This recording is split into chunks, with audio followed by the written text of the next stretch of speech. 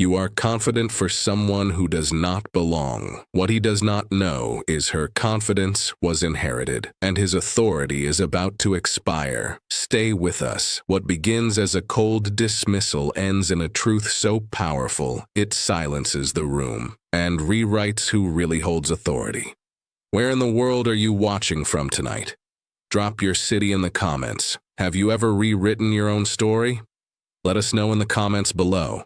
Don't forget to like this video, subscribe to Black Stories Untold with love, and ring that notification bell for more heartwarming stories that celebrate strength. Point. The room was designed to make people feel small without ever saying a word. Glass walls rose from marble floors polished to a mirror, shine, reflecting muted city light and quiet authority. Leather chairs sat untouched, firm and uninviting, positioned across a desk that looked less like furniture and more like a boundary. The air smelled faintly of citrus and money. Silence lived here comfortably, the kind of silence that assumed obedience. Julian King had spent most of his life inside rooms like this. He sat straight in his chair, navy suit tailored to the millimeter, silver cufflinks catching the light each time he adjusted his hands. His hair was neatly combed, his jaw clean, his posture effortless. Confidence had been handed to him early, reinforced by pedigree and position, sharpened by years of being listened to without ever needing to ask. This was his territory. So when the door opened and she stepped inside, his eyes lifted automatically with the expectation of interruption, not significance. Reese Harris entered without hesitation. She moved with a calm that did not rush to apologize for itself. Her heels made a soft, measured sound against the marble floor, steady and unafraid. She wore a simple tailored coat, dark and elegant, framing her tall silhouette. Her hair fell naturally around her face, her posture straight, her expression composed. There was nothing flashy about her presence, and yet the room shifted when she crossed the threshold. Julian did not stand. His gaze skimmed her quickly, then flicked back to the screen on his desk. His mind supplied answers before questions ever formed.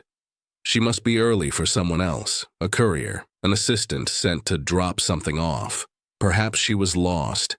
People like her often were. She stopped a few steps from his desk and waited. Julian glanced up again, this time with mild irritation. His eyes lingered longer now, scanning her clothes, her hands, her stillness. Something about her unsettled him, though he could not place why. She did not fidget. She did not smile nervously. She did not shrink beneath the weight of the room. Most people did. "Can I help you?" drifted through his mind before it ever reached his lips, already framed with impatience. He assumed she would correct herself, explain the mistake, excuse the intrusion. He was prepared to point her toward reception, toward someone else, toward anywhere but here. This office was not meant for her. Reese met his eyes without challenge or submission. Her gaze was steady, observant, almost gentle. She took in the room, the desk, the man behind it, as though committing details to memory. Her calm did not ask permission. It did not beg for acknowledgement. That calm made Julian uncomfortable. He leaned back slightly, folding his hands together, rehearsing courtesy like a practiced habit. In his world, power was rarely loud. It was implied, inherited, assumed. And in that moment, he assumed everything about her. That she did not belong. That she would not last long here. That whatever she wanted could be redirected elsewhere. What Julian could not see yet was that Reese Harris had spent her entire life walking into rooms that were never meant for her. Rooms that tested her silence. Rooms that waited for her to flinch. She had learned long ago that dignity did not announce itself. It simply stood where it was told it should not. And as she waited for him to speak, unbothered by the weight of his assumptions, the first seed of humiliation quietly took root. Not hers, his. because this room, pristine and controlled, was about to witness something Julian King had never prepared for, a reckoning delivered without raised voices, a lesson that would not need to shout to be unforgettable. Julian smiled the way men do when they believe they are being generous. It was a careful smile, practiced and polite, stretched just enough to suggest patience. He leaned back in his chair, fingers steepled, eyes narrowing with quiet amusement as Reese explained her reason for being there. Her voice was calm, unhurried, each word placed deliberately. She spoke of accounts and authorizations, of a transfer that required discretion and urgency. Nothing in her tone asked for favor. Nothing pleaded. Julian let out a soft laugh that barely disturbed the air. It was the kind of sound meant to disarm while it dismissed. His gaze drifted briefly to her hands, then to her face again, as if searching for something that would make the moment make sense to him. He asked questions slowly, sweetly, each one carrying a hidden edge. Where did you get this information? Who sent you? Are you sure you understand what you are asking for? The questions were not meant to be answered. They were meant to remind her of where she stood. Reese answered anyway, simply, clearly. She did not rush to prove herself. She did not over-explain. She gave him exactly what was necessary and nothing more. Her composure remained intact, though the room pressed in tighter with every word he offered back. Julian nodded along, lips curved upward, already convinced the conversation was winding down in his favor. He glanced at his screen again, signaling disinterest, then back at her, with a softness that felt almost kind. He told her that requests like this required experience, that these transactions were usually handled by senior representatives, that perhaps someone had made a mistake sending her. The word perhaps lingered like a stain. A few feet away, beyond the glass walls, two junior associates had paused their work, eyes flicking toward the office. They did not hear the words, but they recognized the posture. They had seen this before, the polite shutdown, the quiet diminishing. Reese noticed them, too. She felt the familiar tightening in her chest, not from fear, but from memory. Rooms like this had tested her before. Men like Julian had smiled at her before. She had learned early that reacting gave them power they did not deserve. So she listened. She let him speak himself taller, louder, more certain. She let his laughter settle into the furniture. She let his assumptions hang between them without interruption. Each second of silence was a mirror he never bothered to look into. Julian finally straightened, satisfied. He offered a closing statement wrapped in courtesy, explaining that the request could not be processed, that protocol mattered, that security was paramount. His voice softened on the final words, as though offering guidance to someone inexperienced. In his mind, the moment had passed. Reese stood still, absorbing the weight of it all. The mockery disguised as professionalism, the way his eyes had already moved past her, the certainty with which he believed the room belonged to him alone. She did not argue. She did not correct him. She did not remind him of anything. Her silence stretched, deliberate, and controlled, and something in that stillness unsettled him more than anger ever could. Julian shifted in his chair, suddenly aware that the room felt different. Quieter, tighter. Reese met his eyes again. There was no hurt there, no desperation, only restraint, the kind that comes from knowing when to wait. Julian believed the interaction was over. He did not yet understand that silence can be a blade, and that some smiles cut far deeper than words. The silence did not break on its own. It waited. Reese drew a slow breath, not to steady herself, but to mark the moment. When she spoke again, her voice did not rise. It did not sharpen. It settled into the room with quiet certainty, the kind that does not need permission to exist. She stated her full name. Reese Harris. The sound of it changed the air. Julian's fingers paused above the keyboard. His polite expression faltered just enough to reveal something beneath it, something unguarded. He had heard that name before. It lived in places far above his daily authority, spoken in boardrooms and private meetings, attached to figures whose decisions reshaped industries. For a brief moment, the room hesitated, as if waiting for him to acknowledge what his instincts already knew. But instinct threatened the order he relied on. Julian recovered quickly, letting out another measured breath, another faint smile. He leaned back, dismissing the thought before it could take root. Names were common things. Coincidences happened. Lineage did not announce itself through calm young women standing alone in offices where they did not belong. He chose disbelief. He asked her to repeat it, not because he had not heard, but because he wanted control over the sound. When she did, he nodded slowly, lips tightening, eyes sharpening with something closer to scrutiny now than amusement. He told her that the executive she mentioned was unavailable, that approvals at that level required layers of verification, that even invoking such a name was inappropriate without proper context. His words grew firmer, colder, wrapped in the language of policy and procedure. Authority returned to his spine. The room relaxed with him. Reese listened. She did not interrupt when he questioned her connection. She did not bristle when he implied she was mistaken. She did not rush to clarify what he refused to see. Instead, she waited until he finished building his disbelief brick by brick. Then she asked him calmly to place the call, not as a request, as an expectation. Julian laughed again, shorter this time, edged with irritation. His chair scraped softly as he shifted forward. He explained that executives did not take calls from unverified clients. He reminded her of hierarchy, of access, of the way things worked. Each word revealed more than he intended. Reese felt the familiar weight settle behind her ribs, not pain, but patience.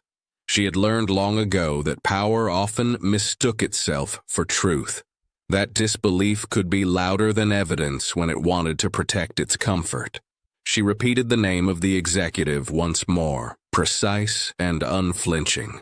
The junior associates outside the glass had gone still now, watching openly. Something in Julian's posture had changed. The room no longer felt sealed.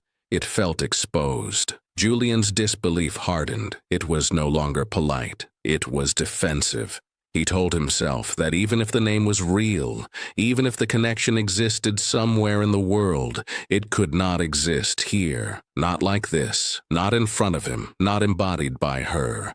The idea unsettled him too deeply, so he chose danger over doubt. He declined again, firmer this time, his voice carrying finality. He told her the meeting was concluded. He gestured subtly toward the door, already reclaiming his screen, his space, his certainty. Reese did not move. She held his gaze, unblinking, her expression unchanged. There was no triumph waiting there, no threat, only something steady and immovable. Julian did not realize it yet, but the moment he dismissed her name was the moment the room turned against him. Because some names do not need defending, they only need time. And time, in that quiet office, had just shifted sides. Reese had learned long before this room that power did not always move. Sometimes it stood still. In her mind, the noise of the bank faded, replaced by the memory of another office, larger and warmer, filled with morning light instead of polished silence. She could see him there, standing by the window with his hands behind his back, watching the city wake up. He never rushed. He never raised his voice. When people entered his space, they adjusted themselves instinctively. He had taught her that. She had not been born into his world. She had been chosen, adopted when she was small enough to believe the world would always catch her when she fell. He never told her the story like a rescue. He told it like a responsibility. That love was not possession, that belonging was not something anyone else could take away. He was a man whose name opened doors without effort, a white CEO whose influence traveled faster than his footsteps, but at home he was simply the man who knelt to meet her eye level, who listened before speaking, who asked questions instead of giving orders. He never dressed power up for her. He let her see it as it was, quiet, unyielding, certain. When she was young, she had asked him why people stared at them together. A black girl with his hand resting gently on her shoulder. He had not explained it with anger. He had explained it with truth. Some people will decide who you are before you speak. That is their limitation, not your burden. He taught her how to breathe when rooms tried to shrink her, how to pause instead of perform, how to let others reveal themselves while she remained intact. Most of all, he taught her that dignity was not something to prove. It was something to protect. He never prepared her to ask for respect. He prepared her to expect it from herself. Reese remembered the first time she had walked beside him into a boardroom. She had been younger then, unsure of where to place her hands, aware of every eye. He had not introduced her with titles or explanations. He had simply said her name and waited. The room had learned to kita. Standing in Julian's office now, she felt that same stillness settle into her bones. The lesson was alive inside her. Silence was not absence. It was inheritance. Julian mistook it for hesitation. He could not see the years behind her calm. The dinners where she listened to decisions being made without theatrics. The mornings where she watched her father choose restraint over spectacle. The way he never rushed to correct disrespect, knowing time would do the work more cleanly. She had absorbed it all. The world often expected her to be louder, sharper, more convincing, to earn space through explanation, but she had been raised to understand that the most dangerous thing in a room was not noise, but certainty that did not need defending. Reese stood exactly as she had been taught. Her silence was not compliance. It was lineage. Somewhere beyond the glass walls, a phone would ring soon. A presence would arrive that Julian could not smile away or redirect. Reese did not need to hurry it. She had been taught to wait. And as she stood there, grounded and unmoving, the room began to feel what she already knew. Power does not announce itself. It remembers who raised you, and it never forgets how to stand still. The doors opened without ceremony, no announcement, no pause for attention, just the soft, deliberate sound of polished shoes crossing marble. Conversations across the floor thinned instinctively, as if the air itself had learned to recognize authority before the mind could catch up. Julian felt it before he saw it. A shift in pressure, a tightening in his chest. The faint awareness that something had entered the space that did not need permission to be there. He looked up. The man walking toward the private offices did not hurry. His stride was unforced, measured, as though time adjusted itself to him rather than the other way around. His suit was charcoal, impeccably tailored, but it was not the clothes that commanded attention. It was the stillness he carried with him. The way his eyes moved calmly, assessing, already knowing where he was headed. Julian recognized him instantly, blood drained from his face. This was not a name on a screen or a rumor passed between executives. This was presence. This was the man whose signature reshaped quarterly forecasts, the man whose silence in meetings often meant decisions had already been made. The CEO Reese had named had not been unreachable after all. He had simply chosen to arrive. Julian stood abruptly, his chair scraping louder than he intended. His practiced smile returned too quickly, stretched thin by surprise. He stepped forward, hands half extended, words scrambling to arrange themselves into something acceptable. The man did not acknowledge them. His gaze moved past Julian and landed on Reese. The change was immediate and unmistakable. His expression softened, not into indulgence, but into recognition. A look that held history without display, pride without spectacle. Reese met his eyes and inclined her head slightly. No rush, no relief, just acknowledgement. He stepped into the office, filling the space without crowding it. The room seemed to recalibrate around him, walls suddenly less imposing, silence no longer Julian's to command. Junior associates gathered closer to the glass, drawn by instinct they did not question. Julian swallowed. The CEO turned to him then, calm and composed, his voice low and even when he finally spoke. He did not introduce himself. He did not explain why he was there. He asked one question. "Why has my daughter been waiting?" The words settled into the room like gravity. Julian froze. Daughter.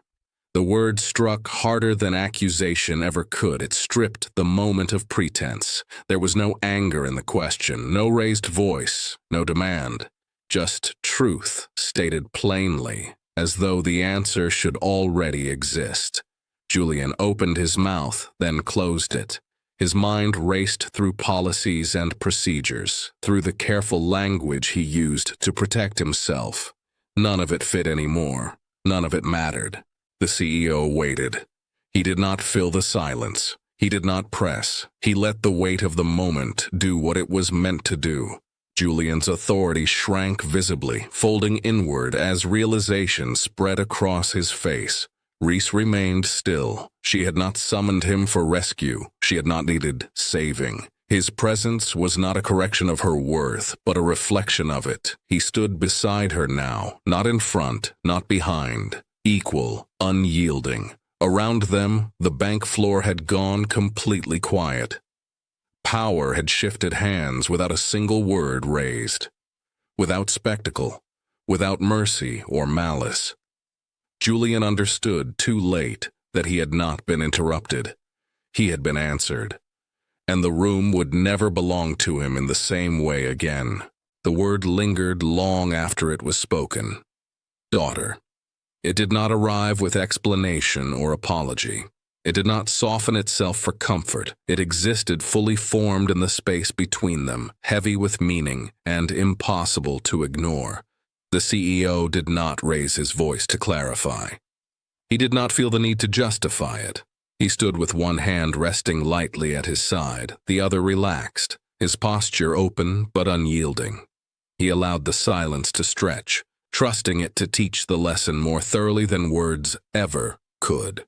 Reese did not react. She did not smile. She did not flinch. She did not step closer or lean away. She stood exactly as she had before, shoulders steady, gaze forward, her presence unchanged. This moment did not elevate her. It revealed her. Julian felt the room turn against him, not with hostility, but with awareness. Eyes behind the glass no longer watched with curiosity. They watched with understanding. The hierarchy he had relied on like an invisible scaffold began to collapse, piece by piece, soundless but absolute. The CEO finally spoke again, his voice measured, precise. He explained who Reese was without reciting her accomplishments. He did not list her education, her experience, or her authority. He spoke instead of years, of choices made deliberately and without regret, of a child who had been raised not to inherit power, but to understand it. Blood, he said calmly, was not the only thing that built a family. Time did. Presence did. Responsibility did. Julian felt the heat rise behind his ears as comprehension spread. Every assumption he had made unraveled under the weight of that truth. He had searched her face earlier for signs of insecurity, of explanation, of proof. He had not recognized the quiet certainty of someone who already knew exactly who she was. The CEO did not look at Julian when he spoke next. He looked at the room. He spoke of legacy not as wealth or influence, but as the kind of strength that could walk into spaces uninvited and remain whole. He spoke of dignity that did not demand recognition, of leadership that did not rely on fear or performance. Reese remained silent, her calm now framed not as restraint but as inheritance. The room understood her differently now, though she herself had not changed at all. Julian shifted, suddenly aware of his posture, his hands, the way his earlier smile must have looked. He wanted to shrink, to rewrite the last minutes, to reclaim control, but control no longer belonged to him. It had never belonged to him. The CEO finally turned his attention fully to Julian.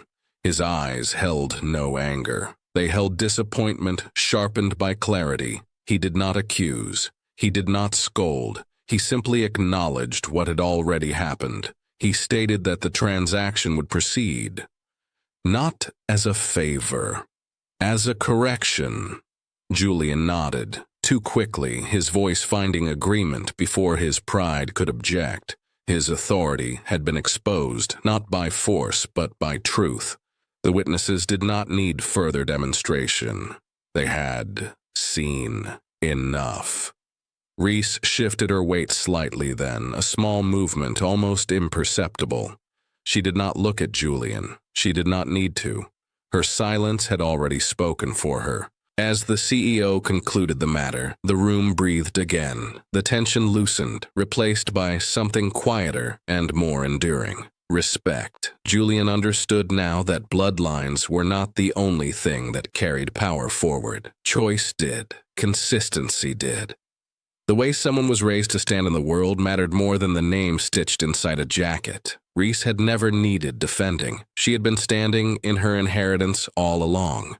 And now, so had everyone else. Julian spoke too quickly. The words came wrapped in polish and protocol. Apologies shaped like policy statements, regret cushioned in professional courtesy. He straightened his jacket as he spoke, as if structure could restore what had already fallen apart. He acknowledged misunderstandings. He referenced procedures. He promised reflection. None of it landed. The CEO listened without interruption, his expression unreadable, his posture unchanged. He did not react to the apology as something owed to him. He did not accept it as a performance. He allowed Julian to finish, then waited a beat longer than comfort allowed. When he spoke, his voice was calm. He did not shame Julian. He did not raise his volume or reach for authority as a weapon. He named the behavior the way one names a fact, steady and unmistakable. He said that what had happened in that room was not a procedural error. It was a choice, a decision shaped by assumption rather than evidence. The words carried weight without cruelty. He explained that underestimating someone based on appearance did not merely insult the individual. It weakened the institution that allowed it. It signaled to everyone watching that judgment had replaced integrity. That comfort had been valued over fairness. Julian felt each sentence like a measured step backward. The CEO spoke of cost, not financial cost, though that existed. He spoke of trust lost quietly, one interaction at a time. Of talent dismissed before it could contribute. Of environments where brilliance learned to stay silent because it had been taught that speaking came with risk. Reese stood beside him, her hands relaxed at her sides. She did not nod. She did not avert her gaze. She did not seek acknowledgement. Her presence carried its own gravity now. She did not need to speak because the truth had already found its voice. Julian glanced at her once, searching for reaction. There was none. That absence struck harder than anger would have. There was no triumph in her stillness, no satisfaction, only dignity, the kind that does not rise or fall with the moment. the CEO turned his attention back to Julian and made one thing clear. Accountability was not about punishment. It was about awareness, about choosing differently the next time power met uncertainty, about understanding that respect was not conditional. He did not demand a response. He did not need one. The room held its breath. Behind the glass, the junior associates shifted. Some lowered their eyes. Others watched with something like relief. This was not a public execution. It was a correction delivered with restraint, a reckoning that did not require humiliation to be complete. Julian nodded slowly. For the first time, the gesture was not automatic. It was heavy with understanding. He saw himself now as others must have seen him moments before, confident without curiosity, polite without fairness, protected by systems he had never questioned. The CEO concluded with a final statement, simple and direct. He said that dignity was not something given by position. It was something revealed by conduct. He said that rooms like this one should be built to recognize potential, not filter it out. Then he fell silent. Reese remained still. The silence that followed was different from the one that had opened the story. It was no longer oppressive. It was clarifying, the kind of quiet that follows truth when there is nothing left to explain.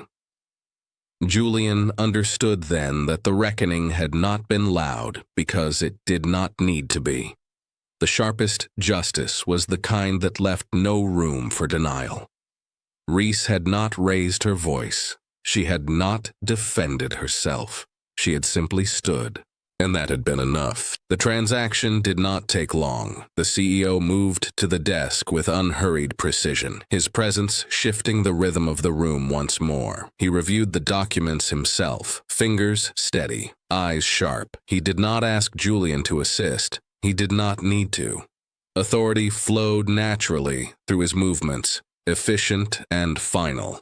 With a few deliberate confirmations, the transfer was approved, processed complete. There was no ceremony, just resolution.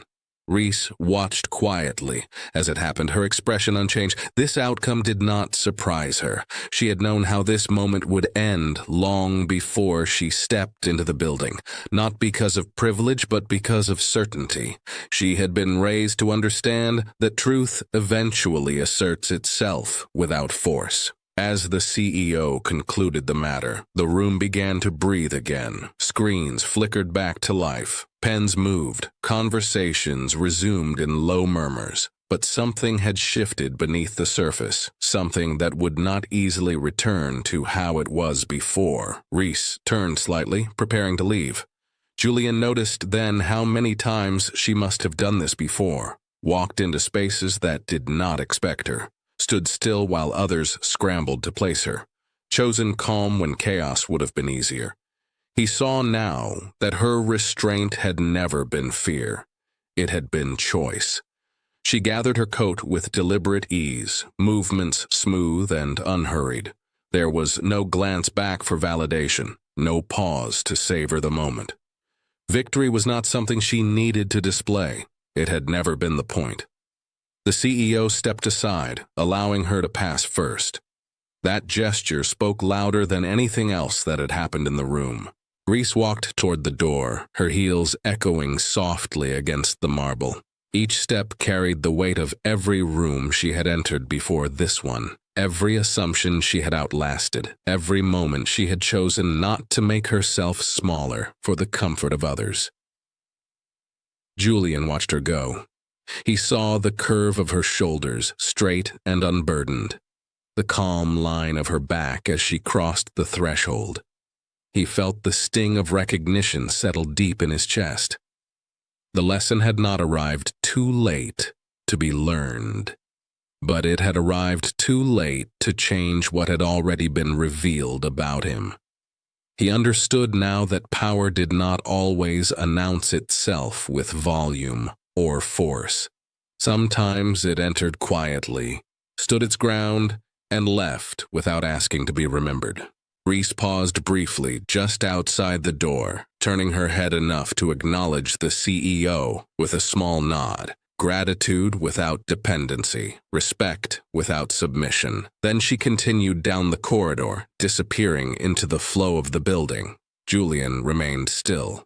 He felt smaller than he had when the day began, not diminished, but exposed, stripped of the comfort of assumption, left with the knowledge that he had mistaken entitlement for authority and politeness for fairness. Around him, the office resumed its rhythm, but the echo of her presence lingered. It would linger in future meetings, in future judgments, in the quiet moments when he would remember the girl who never asked to be smaller and never needed permission to belong. Reese stepped outside into the open air, the city unfolding before her in familiar motion. She did not look back.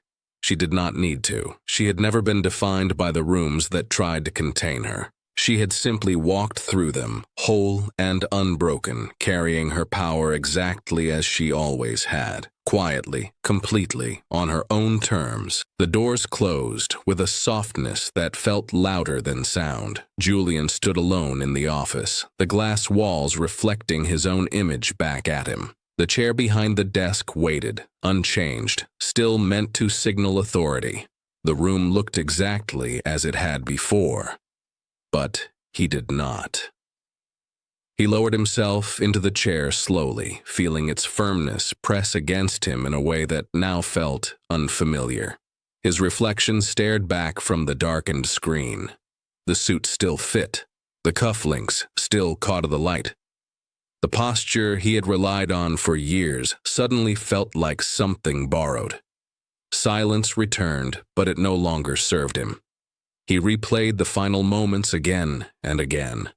The way Reese had stood. The way she had not needed to explain herself.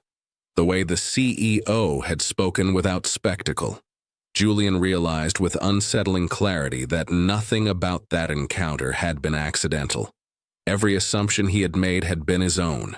He had mistaken education for insight, money for wisdom, position for authority. The room had rewarded him for those mistakes for a long time. Julian thought about how easily he had laughed, how natural it had felt to question her belonging, how quickly he had decided who she was without ever asking. He understood now that comfort had dulled his curiosity, that power, left unexamined, had made him careless. This understanding did not absolve him. It sat with him, heavy and unresolved.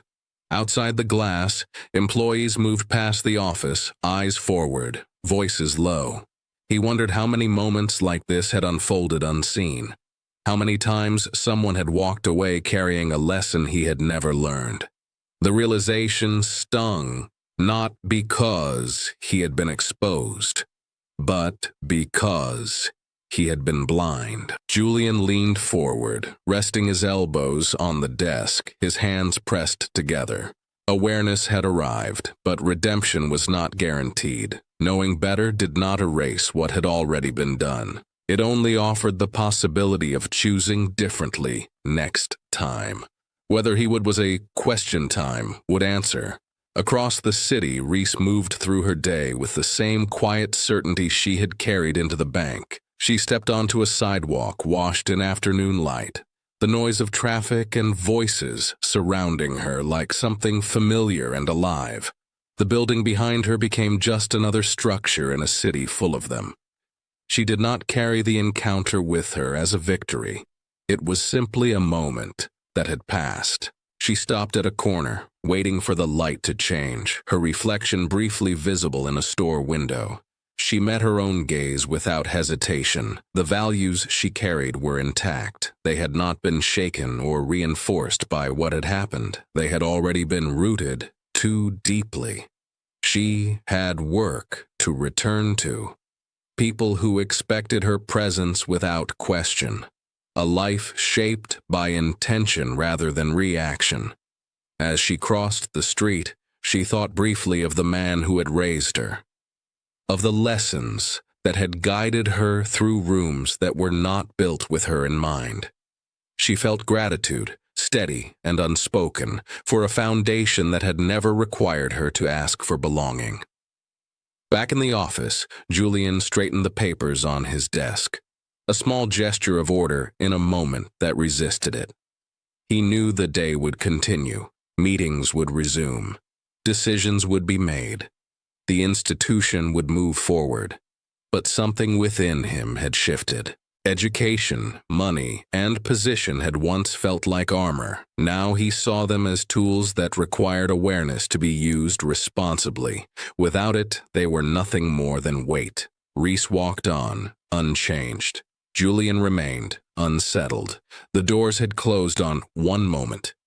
What followed would depend on what he chose to see next. The hallway outside the office swallowed the sound of Julian's breathing as the day pressed forward, indifferent to his reckoning.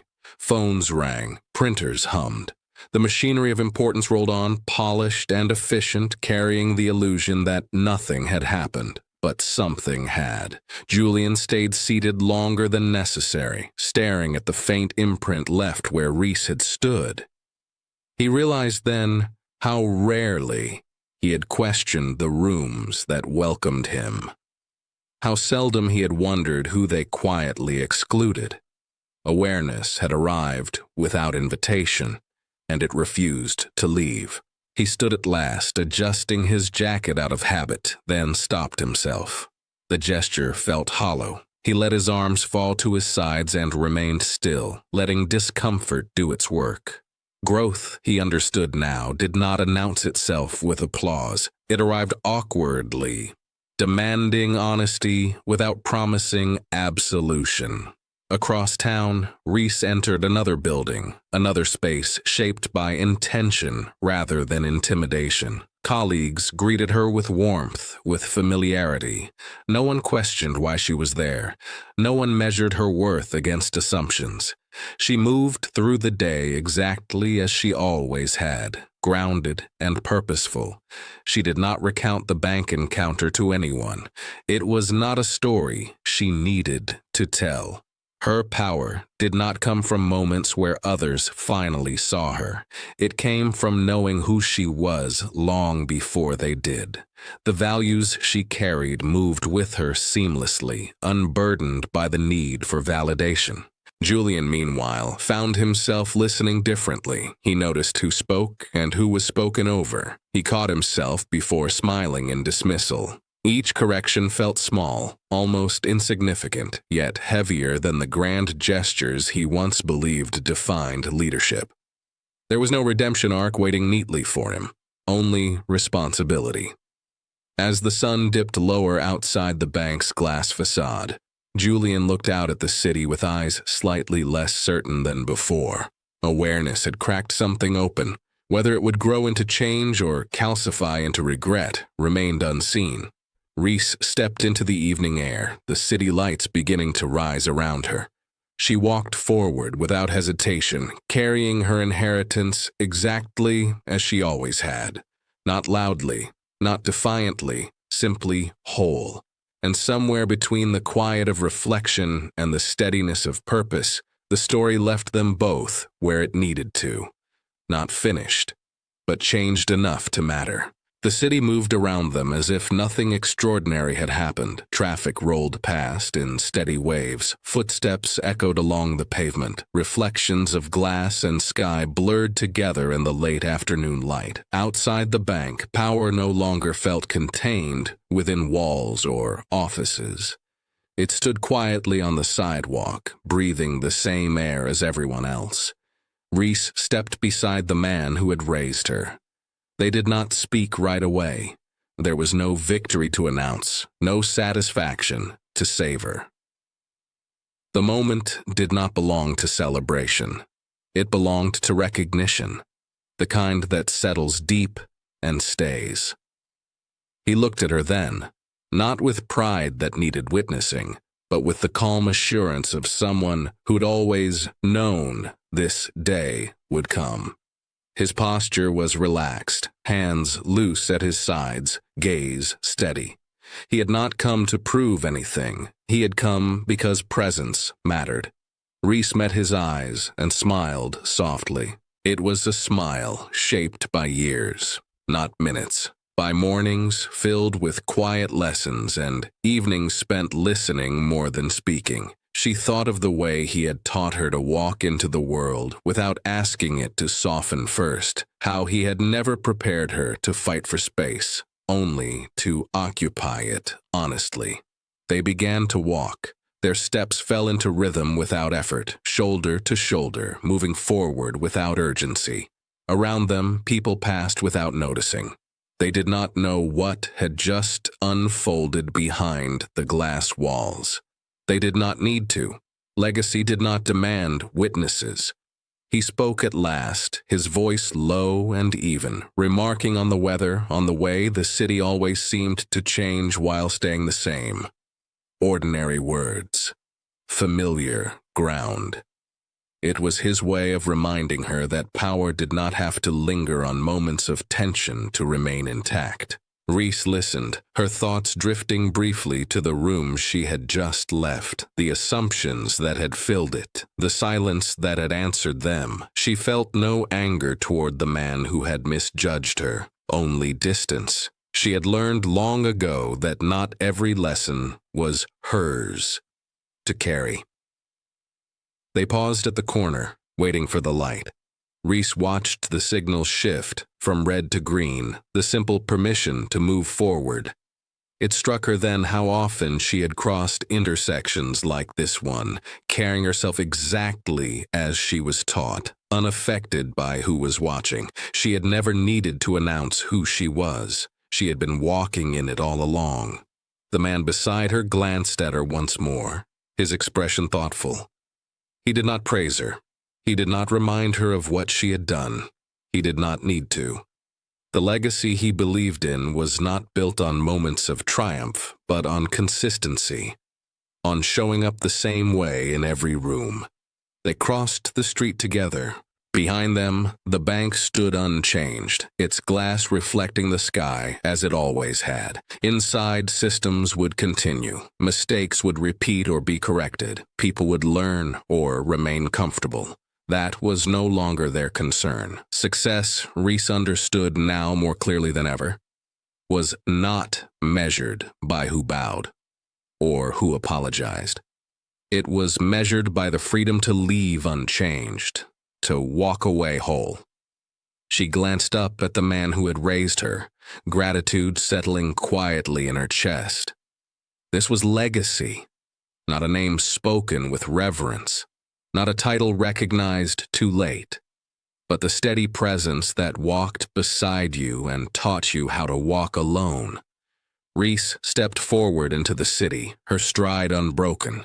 She had never needed to prove who she was. The world had simply taken its time catching up. Before you go, take this truth with you. Every person who has ever been dismissed is closer to their rise than they realize. Share this story and be the reminder that quiet strength always finds its moment. Thanks for watching. If you enjoyed this video, give it a like, drop a comment, and share it with a friend. And don't forget to subscribe to Black Stories Untold for more stories that uncover hidden struggles, celebrate strength, and remind us that every voice matters.